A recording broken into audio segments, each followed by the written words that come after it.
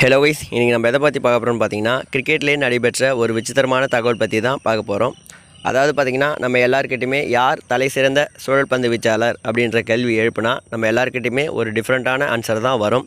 கொஞ்சம் பேர் பார்த்திங்கன்னா அதிக விக்கெட்டுகள் வீழ்த்தியதால் முத்தையா முரளிதரன் சிறந்த பந்து வீச்சாளர் அப்படின்னு சொல்லுவோம்.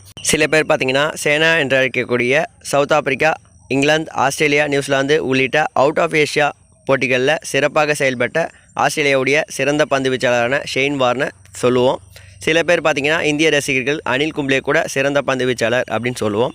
ஆனால் பார்த்திங்கன்னா கம்ப்ளீட்டாக கிரிக்கெட் வரலாற்றை எடுத்து பார்த்தோம்னா 90s துவக்கத்தில் பார்த்திங்கன்னா வில்லியம் எரிக் ஆலிஸ் என்ற இங்கிலாந்து பந்து வீச்சாளர் தான் பார்த்திங்கன்னா தலை சிறந்த ஸ்பின் பவுலர் என்ற பெயரை பெற்றிருக்காரு.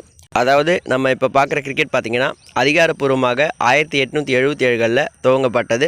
நாம் பேசுகிறது பார்த்திங்கன்னா தற்போது 1935 மற்றும் 1950க்குள்ளே விளையாடிய ஒரு வீரரை பற்றி தான் பேசிகிட்டு இருக்கேன். இவர் பார்த்திங்கன்னா இங்கிலாந்து அணியைச் சேர்ந்த லெக் ஸ்பின் ஆல்ரவுண்டராக அந்த காலத்தில் விளையாடியிருக்காரு. இவர் பார்த்திங்கன்னா இவருடைய டெஸ்ட் கெரியரில் 13 போட்டிகளில் பங்கு பெற்று 44 விக்கெட்டுகளையும், ஃபஸ்ட் கிளாஸ் போட்டியில் பார்த்திங்கன்னா 515 போட்டிகளில் பங்கு பெற்று 2323 விக்கெட்டுகளையும் வீழ்த்தி மொத்தமாக 2367 விக்கெட்டுகளை வீழ்த்தியிருந்தார். இதில் பார்த்திங்கன்னா ஒரு முறை 10 விக்கெட்டுகளையும், 2 முறை 9 விக்கெட்டுகளையும், 7 முறை 8 விக்கெட்டுகளையும் வீழ்த்தி அவருடைய கிரிக்கெட் கெரியரில் மொத்தமாக 2367 விக்கெட்டுகளை வீழ்த்தி அன்றைய காலகட்டத்தை எல்லாரையுமே வியப்புக்குள் அழுத்தியிருக்காரு. இதில் ஒரு வருந்தத்தக்க விஷயம் என்னென்னு பார்த்தீங்கன்னா இவர் இவ்வளோ சிறப்பாக செயல்பட்டும் அன்றைய காலகட்டத்தில் இவருக்கு போதிய வரவேற்பு கிடைக்கல. ஆனாலுமே பார்த்திங்கன்னா இவருடைய கிரிக்கெட் கெரியர் எண்டிங் ஆக 2 வருடங்கள் உள்ள நிலையில் இவர் பார்த்திங்கன்னா தற்போது உலக அளவிலும் பயங்கரமாக ஃபேமஸ் ஆகியிருந்தார். காரணம் பார்த்திங்கன்னா 1948 இங்கிலாந்து மற்றும் ஆஸ்திரேலியாவுடனான டெஸ்ட் போட்டியில் பார்த்திங்கன்னா டான் பிராட்மேனுடைய கடைசி டெஸ்ட் போட்டியாக அறிவிக்கப்பட்டிருந்தது. இந்த போட்டியில் பார்த்திங்கன்னா டான் பிராட்மேன் 4 ரன்கள் குவிச்சிருந்தால் அவருடைய சராசரி பார்த்திங்கன்னா 100 தற்போது வரையிலும் இருந்திருக்கும்.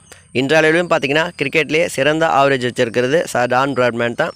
இவருடைய ஆவரேஜ் பார்த்திங்கன்னா தற்போது 99.94 இருக்குது.